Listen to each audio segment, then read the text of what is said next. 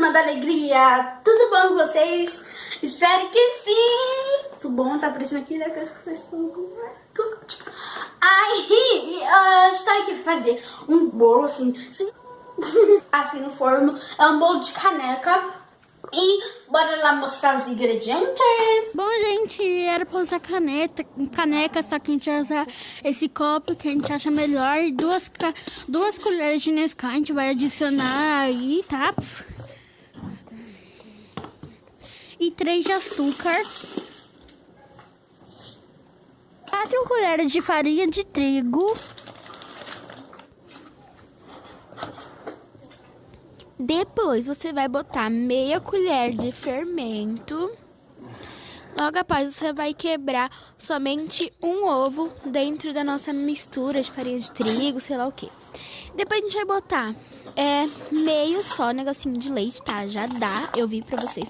Depois você mexe bastante, até ficar homogêneo. Até ficar nesse ponto aqui, ó. A gente bota 3 minutinhos no micro-ondas, tá? A gente bota 3 minutinhos no micro-ondas e a gente já vai voltar, já.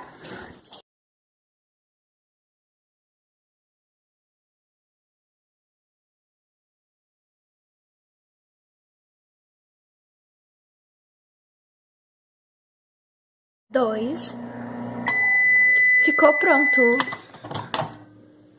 Cresceu bastante. Vamos ver. Ficou, olha, gente, assadinho direitinho. E vamos experimentar? Estou louca.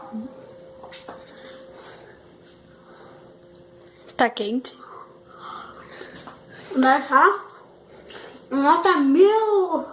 Não tá bom não, que eu vou comer. Vou entrar no vídeo.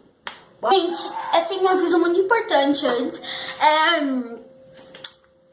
Façam em pote, não façam assim em xícara, porque eu amo. Gente, olha o tamanho do copo, olha o tamanho dele. Isso aqui a gente usou, olha o tamanho do copo, a gente usou e foi até aqui o narizinho do Mickey. E ainda transbordou, foi até aqui. Então eu recomendo vocês fazerem em pote. Se inscreva no canal, dê um joinha e deixe nos comentários o que você achou do bolo. Se você vai fazer... Tá sarrado.